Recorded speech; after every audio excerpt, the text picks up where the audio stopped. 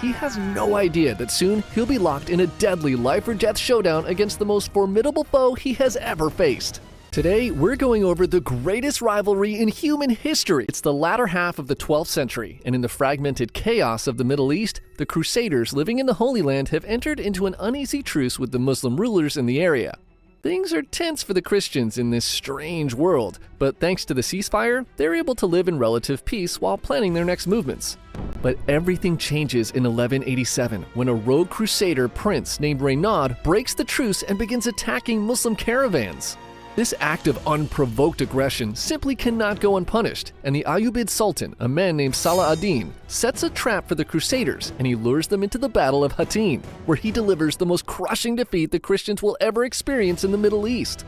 At Hattin, Saladin executes Renaud himself and captures one of the most holy relics in all of Christianity, a fragment of the true cross, the very cross Jesus was crucified on as his prize. Weeks later, he goes on to recapture Jerusalem, and he begins planning to permanently remove all Christians from the land.